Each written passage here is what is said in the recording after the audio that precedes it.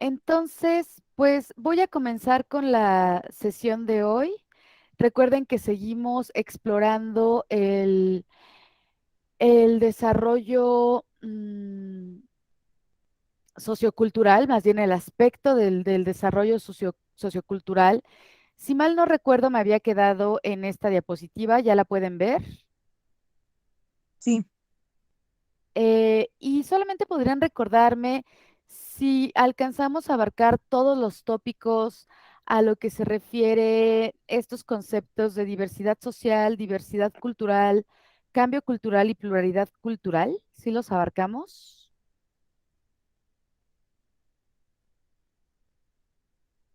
sí los vimos, maestra. Ok, gracias, Marce. Entonces, pues con hasta este punto hemos definido justamente lo que es una sociedad y aquí hemos definido también lo que es una cultura y cómo hay una interconexión entre ambos aspectos, entre el aspecto social, el aspecto cultural, y no están disociados el uno del otro, ¿no? Más bien forman un gran conjunto este tipo de comportamientos, porque parte de lo que identifica a una sociedad es una cultura y parte de los elementos que van formando una cultura, pues es la manera en que se organizan el conjunto de individuos. Entonces, se dan cuenta, no son cuestiones que podamos o que puedan ser divididas. Al contrario, más bien son indivisibles y por eso es importante también que cuando en el modelo del desarrollo sostenible estamos hablando del ámbito o de la situación social, pues no dejar de lado ni menospreciar la parte que tiene que ver con la cultura porque está muy adjuntada a la situación de la sociedad. Y ahora pues propiamente vamos a hablar de lo que concierne a fenómenos poblacionales. Y aquí es adentrarnos a la situación como el conjunto de individuos que somos de la misma especie, que esa es la definición de una población, desde un aspecto biológico. En ese sentido, pues también podemos pensar en poblaciones de plantas, por ejemplo, hablar de la población de perros de Iztapalapa, o sea, ahí nos estamos refiriendo al conjunto de individuos de una misma especie. Esa es la definición de población. Y como cualquier población biológica, seamos Homo sapiens, sean roedores, sean peces, sean plantas, pues están teniendo una serie de fenómenos que ocurren por esa dinámica que tiene la población y su interacción con el entorno, es decir, con el medio ambiente. De tal manera que los temas que están relacionados a los fenómenos poblacionales tienen que ver con el crecimiento demográfico. Y aquí pues entramos en temas que llegan a ser muy polémicos, puesto que el crecimiento demográfico está aunado al nacimiento y pues los nacimientos están aunados a la reproducción. Y aquí entran pues muchas creencias, muchas cuestiones también de fanatismo, opiniones diversas, polémica. Habrá quienes se queden con el mandato bíblico de que dice crecer y multiplicarse, mientras que habrá personas que más bien sostienen tesis antinatalistas, al tiempo que también están promoviendo programas de control de natalidad, de planificación familiar, de legalización del aborto, etcétera, etcétera. Entonces, esto, pues, les decía, se vuelve polémico, sin embargo es un tema y es un fenómeno que ocurre en cualquier población.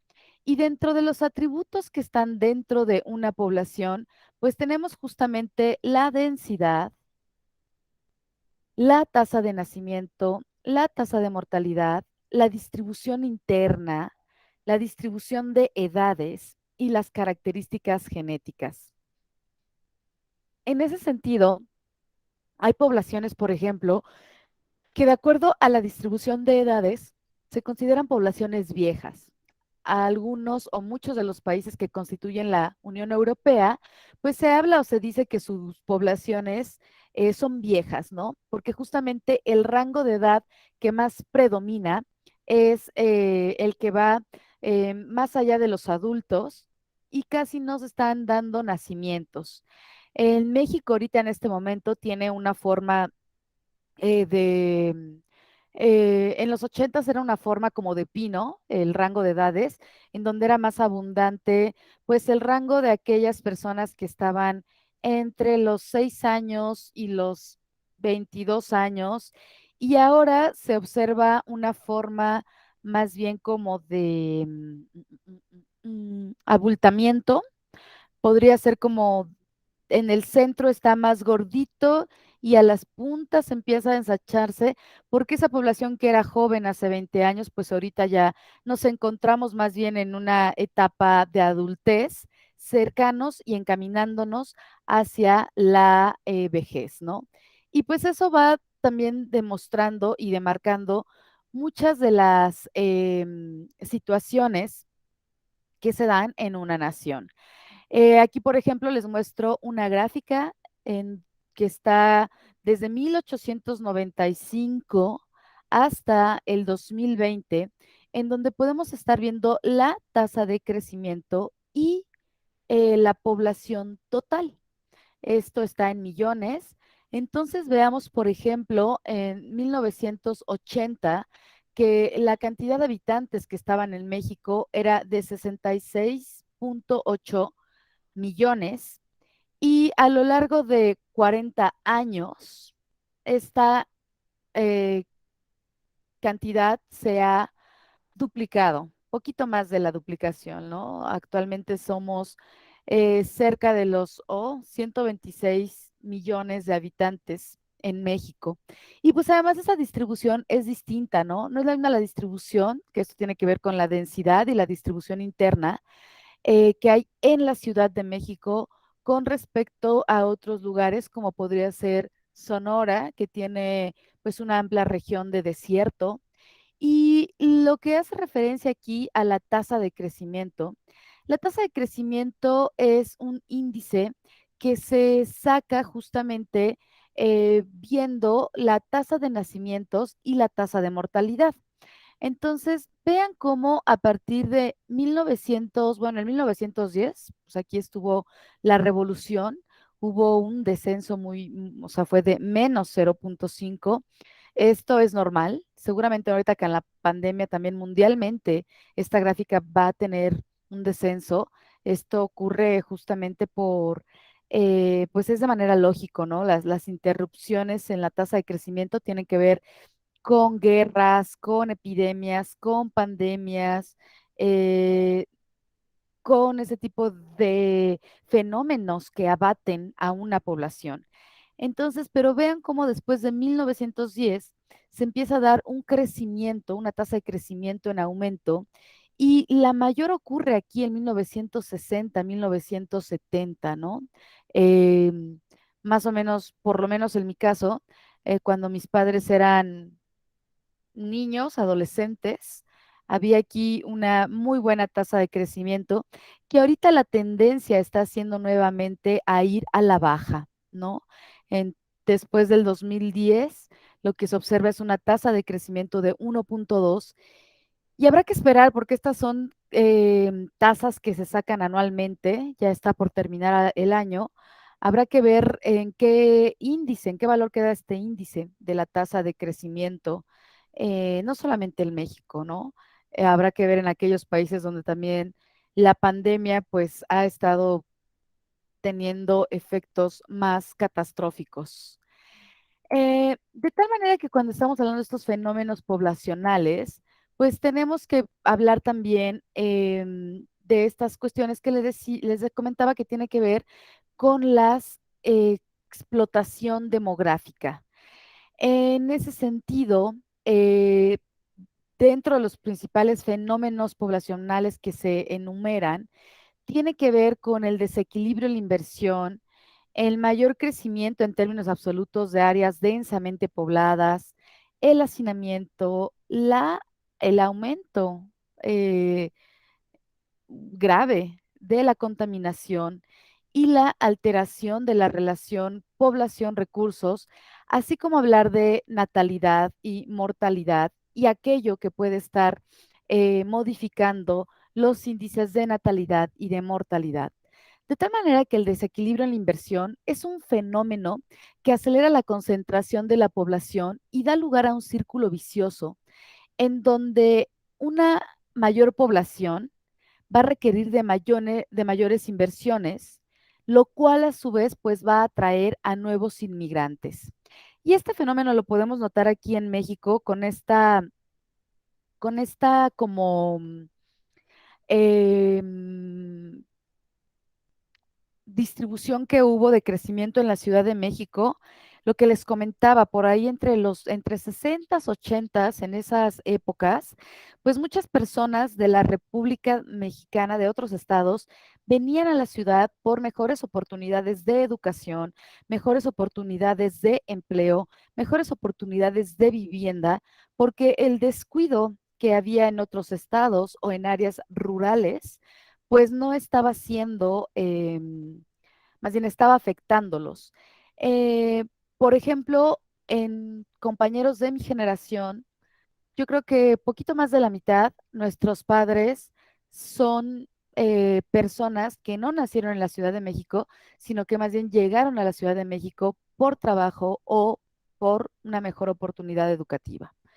Eh, ¿En ustedes, sus padres son de la Ciudad de México o vienen de otros estados y han hecho aquí su vida, se han quedado en la Ciudad de México, en su caso? Pues en mi caso, mi papá sí es de la ciudad, pero mi mamá es de Zitácuaro, Michoacán. Ok. Las demás, los demás, Yo soy del estado y mis papás son del estado. ok, pero ¿viven en la ciudad o viven en el estado? En el estado. Ok, pues ahí continúan, ahí siguen, ¿no? Eh, Les comentaba que de mi generación, pues más bien yo creo que la mitad teníamos papás que eran de otros estados de la República. Mi papá, por ejemplo, es de Veracruz y mi mamá es del Estado de México. De mis compañeros, sus papás eran unos de Hidalgo. Hay muchos de Jalisco, muchas personas. Yo creo que tenía como tres compañeros donde sus padres eran de Jalisco. Em, Alguien más que tenga papás que no sean de la Ciudad de México, pero que estén haciendo su vida aquí en la Ciudad de México. Pues en mi caso, mi papá sí es de la Ciudad de México, pero mi mamá es de Durango. Ok. Y pues estamos aquí. ¿Alguien había levantado la mano? Adelante. ¿O pusieron algo en el chat? Ok, pues justo es lo que ha pasado, ¿no? Al punto de que empiezan a llegar más personas a la Ciudad de México en esa época, pues también empieza a ser un nicho para que haya una mayor inversión. Y lo que se empieza a dar es un desequilibrio en donde se da una centralización en la Ciudad de México. Digo, ya hay crecimiento de otras ciudades, como lo es la ciudad de Monterrey, Puebla, están otras ciudades en otros estados que también están teniendo ese crecimiento, que es el otro tema que vamos a abarcar, ¿no? El desarrollo urbano y el desarrollo rural. Sin embargo, pues empieza a dar este desequilibrio, ¿no? Parte de uno de los planes que a mí me parecía muy bueno que había propuesto Andrés Manuel era justamente descentralizar las instituciones y empezar a mover esta mala distribución de que hay una concentración en el centro del país, ¿no? Lo que se conoce como la megalópolis, que abarca, me parece que es México, Estado de México, bueno, Ciudad de México, Estado de México, Querétaro, Hidalgo, Puebla, ¿no? Esto que se le conoce como la megalópolis, descentralizar esa parte, porque justamente son lugares que están teniendo y han estado teniendo muchísimo crecimiento. Sin embargo, creo que no lo ha llevado a cabo, ¿no? O sea, según esto, recuerdo que tenía intenciones de que la Secretaría de Cultura no estuviera en la ciudad, sino que se moviera a Tlaxcala, con agua ya tampoco estuviera en la ciudad, sino que se moviera a Veracruz. Y me parece que aunque ha estado haciendo unas pequeñas acciones al respecto, encaminadas a eso, todavía no lo ha concretado. El otro fenómeno es esto del mayor crecimiento. Este mayor crecimiento en donde se dan, pues va muy de la mano con el desequilibrio en la inversión, donde se da en términos absolutos también un crecimiento en áreas densamente pobladas, ¿no? Podemos pensar que aquí en la Ciudad de México hay lugares que están, yo creo que todos ya están muy densamente poblados, pero si nos vamos como a la parte de Magdalena Contreras, todavía no está tan poblada como si pensamos en la Benito Juárez, ¿no? Que está repleta de edificios y construcciones de edificios todo el tiempo. Pensemos también en la alcaldía Iztapalapa, también cómo se están dando grandes construcciones de edificios, de casas, etcétera, etcétera.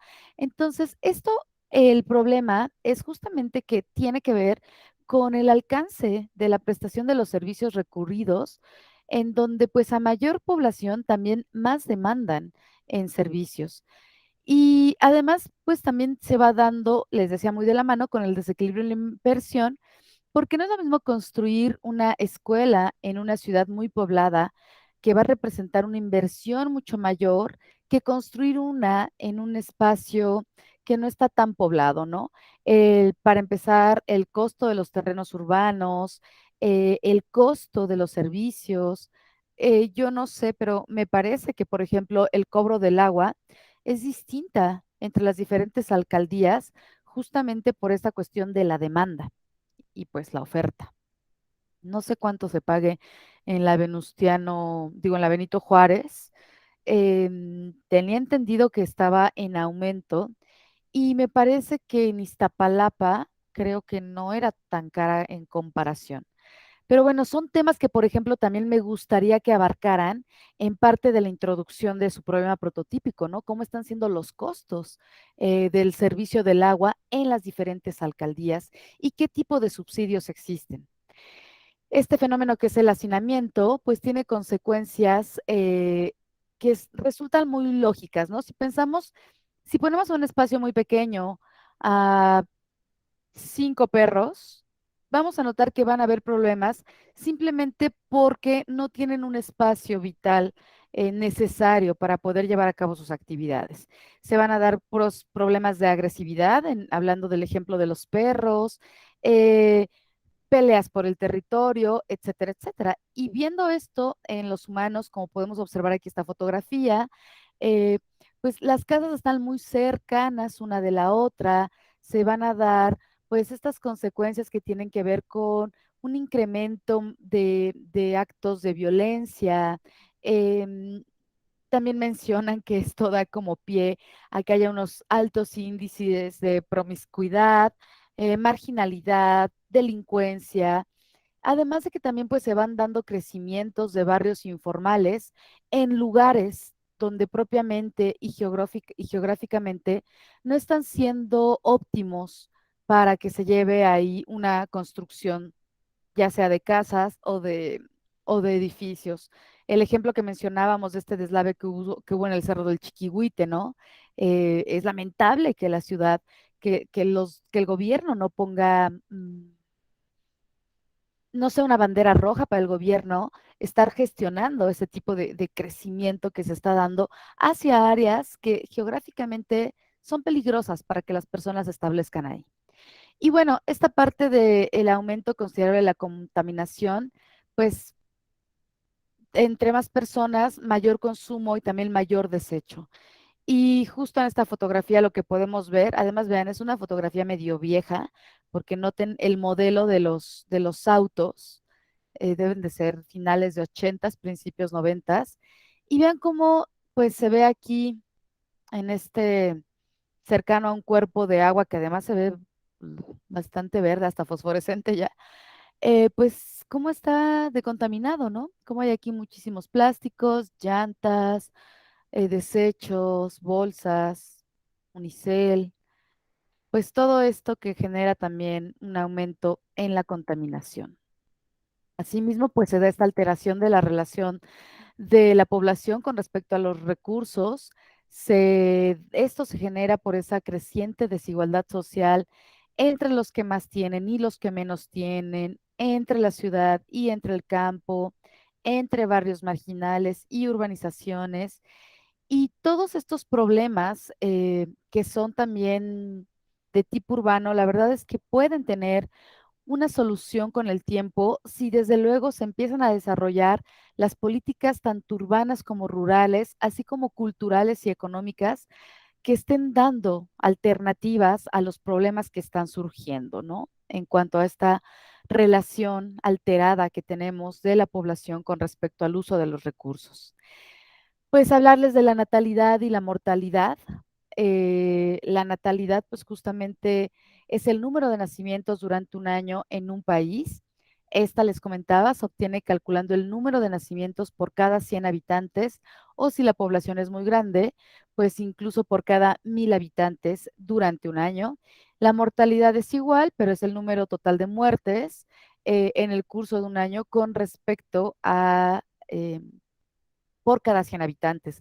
Estas gráficas que nos estuvieron presentando durante el inicio de la pandemia, que generaban muchísima confusión al principio y que los reporteros preguntaban mucho esto al doctor López Gatell, que le decían, oye, pero es que es demasiado. Y él siempre aclaraba así de, recuerden que este es número de casos por cada 100 habitantes, ¿no? O por cada 1000 habitantes.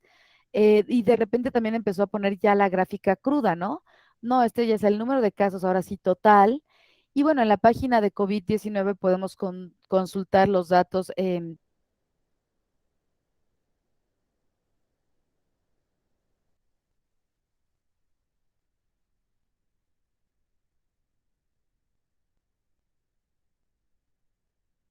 Entendamos. Pero pues la natalidad. Y bueno, está este fenómeno que es muy importante, que es hablar de la migración. La migración la tenemos que dividir en dos tipos de fenómenos. Uno que se nombra como emigración y el otro que se nombra como inmigración. La diferencia entre estos dos es que la emigración se debe de entender como la salida de un individuo o grupos de individuos de un lugar para residir en otro. Es decir, viéndolo desde México, nosotros tenemos muchos emigrantes que se van a Estados Unidos, ¿no? Y podríamos decir, en Veracruz hay una gran alta tasa de emigrantes, mientras que en la Ciudad de México esta es muy baja. Y la inmigración es hablar de la persona que llega a ese lugar.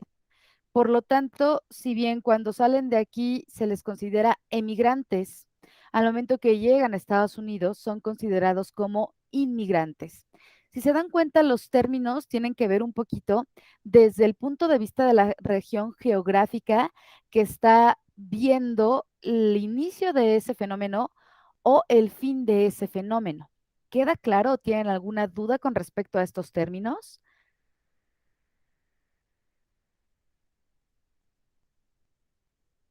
¿No?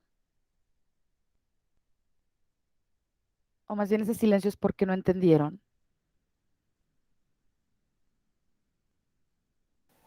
No, bueno, por mi parte no hay dudas. Gracias. Y entonces la verdad es que las migraciones son fenómenos bastante naturales. El problema pues empieza a surgir con las cuestiones y los intereses políticos y económicos de cada nación. Migraciones las podemos ver hasta en los animales, ¿no? Estas grandes migraciones que hacen ciertas ballenas. Ahorita o ahora mismo vamos a estar teniendo la eh, inmigración, es decir, la llegada de la mariposa monarca en una buena parte del territorio de la República. También hay aves migratorias. eh, en fin, es un fenómeno natural.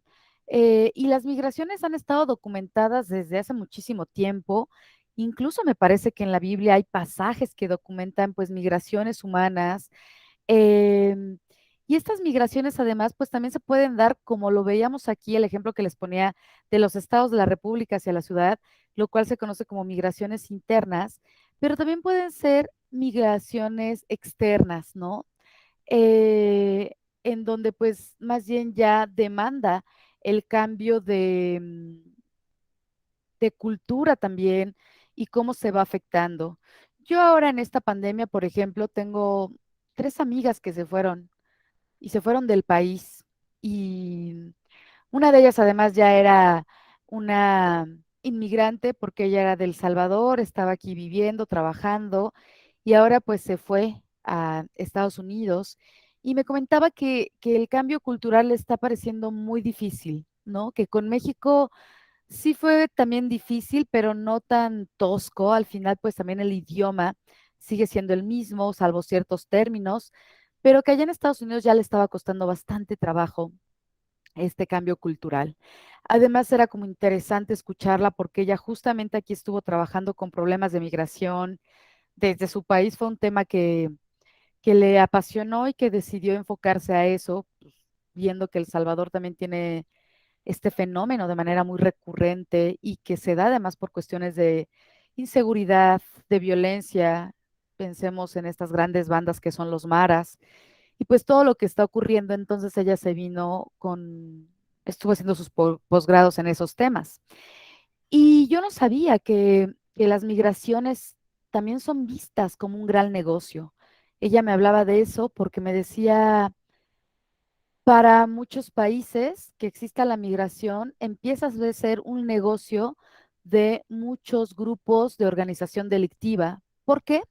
Porque son personas que están abandonando su país, a veces están migrando familias completas. En esta imagen pues podemos ver que tiene que ver con la de la bestia, justamente, las vías del tren, este transporte que atraviesa toda nuestra República Mexicana y que es utilizado por muchos migrantes justamente para poder llegar hasta Estados Unidos o alguna parte de la República.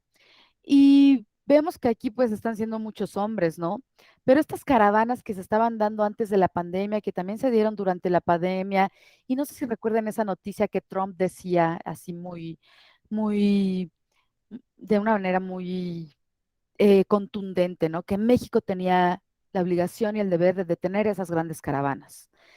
Y estos eventos que se fueron dando justamente en la frontera, ¿no? Que tenemos de Chiapas con Centroamérica.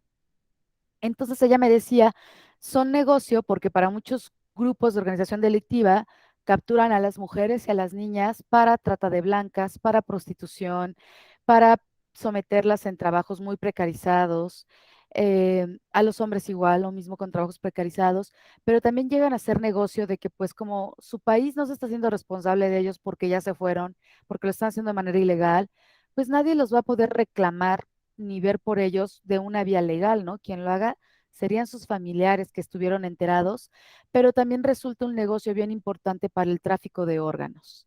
Son personas que, como les decía, están desprotegidas y en ese sentido, pues muchas organizaciones delictivas los capturan para prostitución, trabajos precarizados y tráfico de órganos. Entonces, desconocía eso, desde luego que sabía que estaban expuestos a muchos eventos, pero que tenían que ver más por la cuestión de que los capturaran por esta ilegalidad y los regresaran, los deportaran.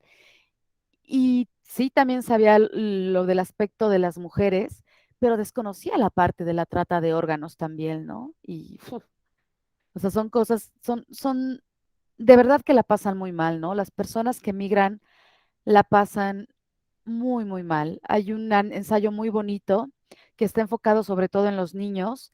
Esta autora además este año ganó un premio muy importante de literatura. Ella es mexicana, se llama Valeria Luiselli. Me parece que el ensayo se llama Los niños de nadie. Y es un ensayo de la experiencia de ella porque ella estuvo trabajando un rato en Nueva York con traducciones o brindando apoyo de traducción a las personas migrantes. Entonces, pues relata un par de historias sobre cómo hay niños que migran solos, o sea, que también lo hacen porque sus papás ya están allá y no han podido regresar y no pueden salir porque si no, entonces como que se reinicia toda la situación o el avance que están haciendo en los procesos migratorios y es que los familiares empiezan, o sea, ya que están medio establecidos, pues ya dicen, pues ya te puedes venir. Y entonces los niños van migrando solos en búsqueda de sus padres, de sus tíos o de algún otro familiar para poder llegar y salir de esa situación violenta, de pobreza que están viviendo en sus países.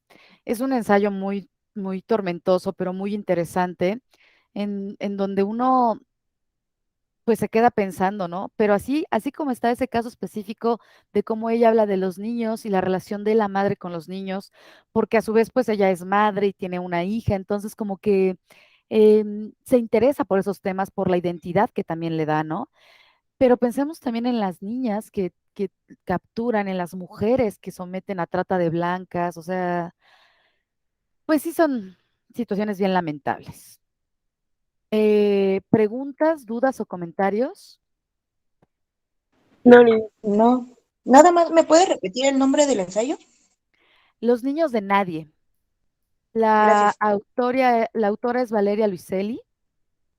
Me parece que estudió una parte de su formación aquí bueno, allá en la Facultad de Filosofía y Letras de la UNAM. Y es muy cortito, ¿eh? Yo creo que no son más de 150 páginas. Está chiquitito y es muy interesante. Si les gustan esos temas, pues los pueden ver. Los niños perdidos, perdón, se llama. Los niños perdidos, ya lo busqué bien. Y pues es Valeria Luiselli. Al final es doble L, sería Luiselli. Y está joven, Gracias. no hay de qué. Y bueno, pues este tema que también nos interesa, tuvieron una lectura al respecto, contestaron un cuestionario. Eh, También paréntesis, si alguien falta de contestar ese cuestionario, solamente por este fin de semana voy a dejar abierto el enlace para que lo terminen, por favor. Ya leí las respuestas abiertas, ya les califiqué, si pudieron notar entre ayer y hoy ya estuve poniéndoles su calificación, ya también está en el aula virtual, pero solo por este fin de semana seguirá abierto el cuestionario para que lo contesten, por favor, con base a las lecturas que están en ese tema y pues el link está ahí en las instrucciones de la tarea.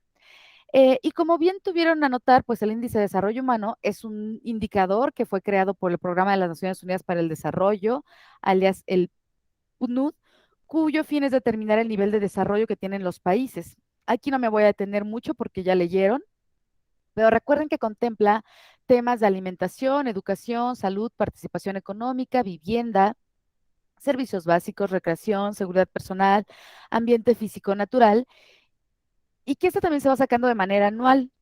En esta gráfica que pueden notar, que también estaba en la lectura que les di, pues estamos viendo cómo ha habido más bien desde el 2005 una índole de estacionamiento, ¿no? De pausa en el crecimiento. Ya ha sido muy, muy poquito en América Latina, en México y en el mundo en general. Está como ya estabilizado y el poco crecimiento que se está dando, pues no está siendo tan demarcado con respecto a los años anteriores.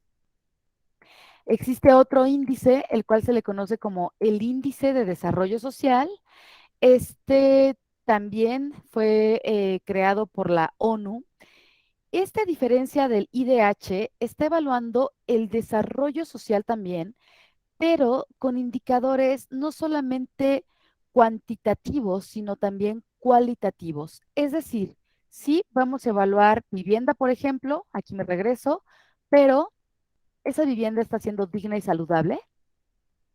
Eh, Sí, vamos a evaluar educación, pero ¿cómo está haciendo esa adquisición de conocimientos e información? O sea, no es lo mismo decir que la población, la mayoría está logrando estudiar en universidades de reconocimiento, que estar estudiando en universidades que son emergentes, que incluso algunas ya ni pueden estar existiendo, em, que no tienen como tanta proyectividad ni proyección en la sociedad, ¿no? Eh, y además de cómo está haciendo la adquisición de ese conocimiento, si está haciendo mal, tiene que ver por la institución o tiene que ver por cómo son las condiciones de las personas que están estudiando, o sea, cómo está haciendo su condición en su familia, cómo está la situación laboral en su familia. Tal vez ellos no pueden estar estudiando mucho porque también tienen que apoyar al respecto. Entonces, el IDS en realidad está evaluando cosas más cualitativas, ¿no? De las cualidades de esto, más que cuantitativas. Entonces, definiéndolo, este indicador permite evaluar si las personas de un país están teniendo el acceso a las diferentes estructuras de oportunidades para desarrollar sus capacidades durante el transcurso de su vida. Por lo tanto, este es importante que se genere porque sus resultados ayudan a cada país a estar implementando programas para mejorar las condiciones de vida de sus habitantes. Es decir, cuando se obtiene el IDS en el informe, el presidente puede ver y decir, uy, aquí estamos fallando, ¿no? Aquí se detecta algo que no es, que está mal, y entonces tenemos que implementar programas para esto, esto y lo otro. ¿Queda claro las diferencias entre el IDH y el IDS? Sí, Ok. Y al igual que el índice IDH, pues también tiene el sacar 1, significa que es el máximo puntaje, y pues abajo de 1, pues es muy, muy pésimo puntaje, en donde se tiene que poner atención en todo aquello que se está dando. Y pues el desarrollo social, que ustedes recuerden que forma parte de esta esfera del desarrollo sostenible, ha sido importante desde, para la ONU, no solamente desde los 90, aquí solamente les pongo conferencias que tienen que ver a partir de los 90, pero se dan grandes conferencias solamente y exclusivamente con este tema, ¿no? Aquella que se dio en el 90 en Tailandia, que tenía que ver con la educación para todos, la Cumbre Mundial en Favor de la Infancia, también en 1990, pero en Nueva York. En el 92, la Cumbre de Río, esta sí fue como muy relevante porque empieza a abarcar estos dos temas, ¿no? El desarrollo sustentable y el desarrollo social. Empieza a configurarse el surgimiento de las grandes esferas que se estaban dando para el desarrollo sostenible. Eh, Aquí también entra pues la parte que tiene que ver con los derechos humanos. En el 92 se da 93, perdón, una conferencia al respecto de esto en Viena. Y pues así diferentes que se han dado a lo largo de todo el mundo, todas ellas organizadas por la ONU, ¿no? Vean cómo está la Cumbre Mundial sobre el Desarrollo Social en Dinamarca, esta específicamente sobre la mujer, con una acción para la igualdad, el desarrollo y la paz en Pekín en el 95, la conferencia sobre asentamientos humanos en el 96, la que tiene que ver con la alimentación para erradicar los problemas de desnutrición, de hambruna, etcétera, etcétera, en 1996, que además aquí en los 90 es bien interesante porque se da una etapa que se le conoce como la Revolución Verde. O sea, si tuvimos la Revolución Industrial a finales de 1800, aquí a finales de 1900 tenemos lo que se conoce como la Revolución Verde. Y esta Revolución Verde es justamente hablar de esas tecnologías que se empiezan a implementar en el campo para tener una mayor productividad en la agricultura. Y es bien curiosa porque pues los países se mueven mucho con eso. Por ejemplo, el plan de estudios que todavía sigue siendo vigente de la carrera de biología está muy encaminado a estar respondiendo a estas cuestiones que se estaban dando en los 90. Es un plan que está desde 1997, no ha tenido cambios. Y entonces las materias están muy, muy enfocadas a la biología molecular, eh, por estas estrategias que estaban dando del desarrollo de plantas transgénicas, de organismos genéticamente modificados, o sea, se da este boom. Aquí también en este momento surge lo del gran genoma humano, estar codificando la información. Entonces, pues se pensaba que con la Revolución Verde se iba a lograr tener tanto alimento para que ya ni una sola persona en el mundo muriese de hambre, como ocurre en ciertas regiones de África. Y lamentablemente no fue así. O sea, lo que nos hemos dado cuenta es que sí, la Revolución Verde sigue, definitivamente podríamos abastecer a todas las personas del mundo con las tecnologías que se han implementado, pero lamentablemente el problema está siendo la redistribución de la riqueza y de que hay países pobres y países ricos. Y que entonces los ricos están acaparando, obviamente, están acumulando riqueza y a los pobres cada vez les cuesta más trabajo tener acceso a esos recursos. Y pues el problema no tiene que ver con la tecnología ni la producción. El problema ya se vio que es un cambio en las economías, o sea, no está funcionando este tipo de economías, no para todos. Desde luego que está funcionando para muchos y por eso se sigue perpetuando, pero no para todos. Y entonces entramos con este tema que es el desarrollo urbano y rural para concluir la parte del escenario económico, digo, perdón, del escenario social. Eh, Antes de empezar con esto del desarrollo rural y urbano, me gustaría que me dijeran qué notan o cómo describirían estas dos imágenes que están viendo, la imagen del lado izquierdo y la imagen del lado derecho. ¿Cómo los describirían? Si hubiera una persona que no ve al lado de ustedes y les preguntara, ¿qué es lo que ahora estás viendo en la pantalla? ¿Cómo lo describirían? ¿Qué adjetivos, qué términos se emplearían para describir estas dos fotografías?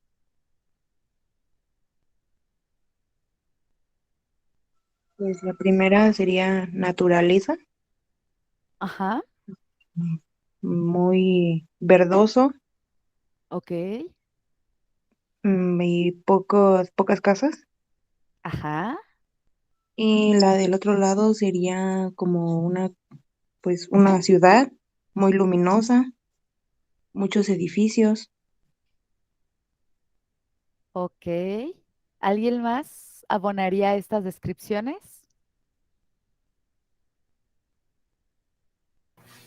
Pues del lado izquierdo tienes un lugar espacioso, disfrutas la naturaleza, los sonidos, puedes tener paz, tienes diferentes olores, mucho color, poca gente, tranquilidad. Y del lado derecho tienes lo que es tecnologías, ruido, gente, la vida en la noche, diferente clima, diferentes amas. Mm, Pues eso.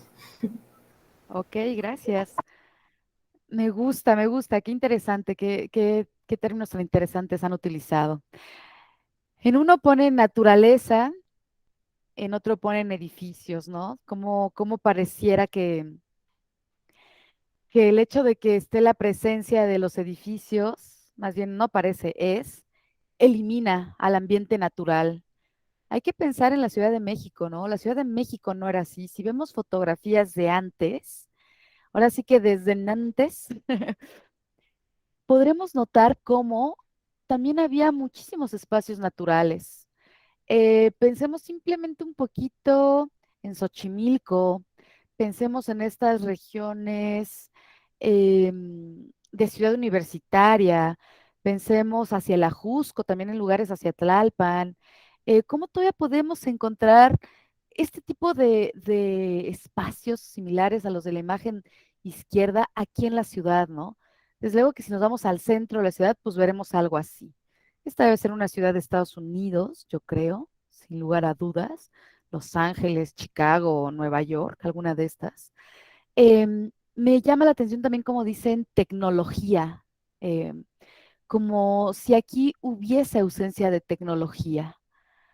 Eh, y me gusta cómo lo hicieron. En una clase anterior me dijeron, ¿cómo me pusieron? Habían utilizado la palabra donde decían, no, pues en el otro está desarrollado y el otro no está desarrollado. Y no quiero que se queden con esos conceptos. Me gustó mucho cómo apreciaron la parte de la vista, la parte de la tranquilidad, la parte de que no haya tanta gente, o sea, lo que implica tener un espacio, ¿no? Esos adjetivos que usaron me gustó mucho.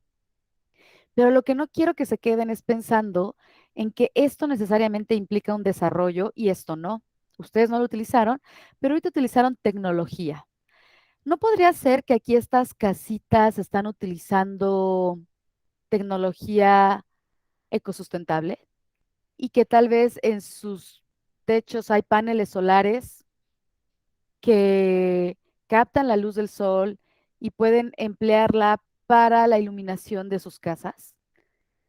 Y eso también está siendo un uso de tecnología, ¿no? Entonces, no hay que pensar que las ciudades son las únicas que tienen el acceso a la tecnología. Desde luego que lo demanda más por la cantidad de personas y quizá lo usan más. Y aquí tal vez no se usa porque tal vez no se está demandando. Sin embargo, no significa que no exista una conciencia de tener una relación amigable con el entorno, ¿no? En lugar de estar generando más electricidad o poner un poste de luz. Vean, aquí no se aprecian, creo que postes de luz, por lo menos no desde esta perspectiva. Pues tal vez ni siquiera tienen electricidad, pero igual tienen paneles solares. Entonces, lo que es importante es que notemos que existen dos tipos de desarrollo, un desarrollo rural y un desarrollo urbano, y que justamente el problema ha sido que en muchos de los países lo que está ocurriendo es que más bien se está dejando de lado apostar al desarrollo del entorno rural y más bien se está dando una creciente urbanización, o sea, que estaba avanzando con rapidez. Ahora no podemos notar cómo de repente ya no hay como esta diferencia entre ciertas partes de la ciudad con el Estado de México, ¿no? Antes podíamos como percibir así el salir y ahora pues como esta manchita así Santa Fe y esos límites que también ya toca con el Estado de México, cómo se ha ido compartiendo y eso tiene que ver con la urbanización. eh, la mayor preocupación ahorita es tener el beneficio de todos los habitantes del planeta y esta tiene que darse tanto en un ambiente urbano que sea sustentable como en un ambiente rural que también sea sustentable y esté permitiendo a todos los individuos cubrir las necesidades básicas al tiempo que también se está teniendo esta preservación para las generaciones futuras. Entonces, ahorita, pues el mayor reto estriba en garantizar ese equilibrio en el crecimiento de las ciudades y en armonizar las necesidades comunitarias, promoviendo el orden, el respeto y la sustentabilidad de los recursos tanto naturales como humanos, así como financieros. Y respecto a eso, pues nosotros tenemos que pensar justamente en nuestros estilos de vida y nuestros hábitos de consumo. En ese sentido, pues en las partes urbanas, nosotros podemos notar que hay un mayor nivel de consumo en todas las cosas, ¿no? Todo el tiempo nos están bombardeando con cosas por comprar que igual ni necesitamos, pero bueno, las compramos, simplemente abrimos una red social y cómo van llegando anuncios de ropa, de viajes, de autos, de aplicaciones, de alimentación, de restaurantes, o sea, este tipo de hábitos de consumo, ¿no? Y estilos de vida que en las ciudades, desde luego, que se empieza a dar de una manera más marcada y como con mayor intensidad. En ese sentido, pues tenemos que repensar justamente cómo se lleva a cabo esta relación que estamos teniendo. Esto ha sido muy aprovechado por la mercadotecnia, en realidad, porque lo que tenemos que considerar y que la mercadotecnia no le importa, o sea, la mercadotecnia solamente llega hasta el punto de decir, necesito vender esto, necesito que esto se compre, necesito crear una necesidad. Ahora sí que necesito que lo necesites para que lo adquieras. Y entonces, poca es la mercadotecnia que tiene una conciencia y unos valores éticos de decir, bueno, pero ¿qué vamos a hacer con eso, no? Eh, sí, vamos a hacer que consuma esto, pero ¿qué producto está consumiendo? ¿Qué va a hacer después de que lo consume? ¿Qué desechos se van a generar? Etcétera, etcétera. Entonces, esto pasó muchísimo, o sea, sí se debe en gran parte a la revolución industrial, porque en la revolución industrial nos pudimos percatar que podíamos construir y producir productos en serie, como lo son los automóviles, ¿no? Ford, de las primeras industrias automotrices, pues empieza la producción de automóviles en serie. Y así, la línea de montaje dividió la construcción de un coche en varias estaciones de trabajo y los especialistas de cada estación de trabajo en un aspecto del auto, ¿no? De tal manera que esto fue dando una dominación, sobre todo en Occidente, de cómo se tenían que dar las relaciones también incluso laborales y pues la adquisición de este tipo de productos. Eh, en ese sentido, pues los grupos, la mercadotecnia, con ayuda de la psicología, ha sabido incidir muy bien y nos han hasta clasificado en grupos de consumo por estilos de vida. De tal manera que según esta clasificación está el grupo de aquellos consumidores orientados por principios, por estatus y por acción. Y a su vez, los de principios son personas cumplidoras, tienen esa característica, ¿no? Y en su estilo de vida son organizados, autoconfiados, intelectuales, maduros, satisfechos. Aquellos que están orientados su consumo por estatus, tiene que ver con creyentes y con triunfadores. Y pues aquí sus características, ¿no? Y aquellos que están orientados por la acción, pues a su vez los dividen o nos dividen en los esforzados, los experimentadores, los hacedores, los innovadores, los luchadores. Y pues aquí están nuestras características, ¿no? Entusiastas, sociales, de tal manera que con esto, pues la mercadotecnia se nos acerca para vendernos productos considerando si nos interesa una marca más que un producto, si nos interesa más la calidad que la cantidad, si nos interesa más la cantidad que la cantidad. Entonces, estos estilos de vida han sido importantes porque a los consumidores ya no ha bastado definirlos por su edad, sino por el tipo de vida que llevan y el estilo de vida que los identifica. Por ejemplo, o sea, podríamos pensar que tenemos un amigo que se compra un auto nuevo, que no lo paga de contado, que lo va a pagar en mensualidades, con intereses, con un enganche, bla, bla, bla, y así un auto carísimo, de lujo, pero vive ahí, en una ciudad fantasma, ¿no? Y dices, oye, ¿qué onda? O sea, ¿por qué mejor no habitas en una casa mejor o adquieres una vivienda más digna en lugar de estar viviendo, comprando un auto, ¿no? Pero eso no importa porque él se identifica, él se visualiza como alguien que merece tener un Camaro del año, no sé, por poner un ejemplo. Entonces, de esto justamente que tiene que ver con el tipo de vida y con el estilo de vida. Y de ahí que sean importantes marcas, productos que se han creado para influir en estas opciones de estilo de vida. Y así los estilos de vida de los consumidores más reconocidos en la actualidad, pues están relacionados con cambios en los roles de compra del hombre, de la mujer, eh, la nivelación de intereses en torno al cuidado y preservación también de la salud, de la condición física, cómo se han puesto de moda estas membresías para gimnasios, etcétera, etcétera. Eh, de qué tanto trabajas, qué tan importante es para ti la permanencia en un trabajo, un conocimiento y reconocimiento de ti mismo, eh, etcétera, etcétera. Entonces, todo esto también va abonando a que en una sociedad se plantee un tipo de democracia, equidad, paz en la ciudadanía. Y para poder llevar a cabo esto, pues desde luego que se consideran los fenómenos poblacionales que acabamos de hablar, los usos de la tecnología y desde aquí entran también los estilos y hábitos de consumo y de vida, el sistema económico y de producción que va muy de la mano con los consumidores y los productores, y repensar si de verdad existe un modelo actual que pueda ser sostenible ecológicamente, porque en la actualidad está siendo insostenible por estos fenómenos que acabo de describirles. Voy a pasar a la última diapositiva y me voy a quedar con esta para concluir este tema.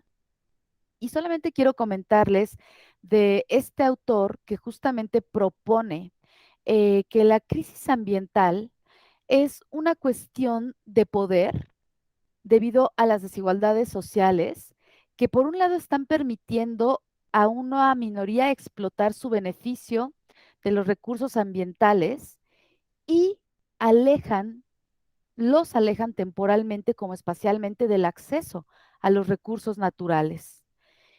Mientras que por otro hay unos que pueden estarlos explotando de manera arbitraria y sin conciencia, lo cual hace que estas sean consecuencias dañinas de sus acciones no sostenibles.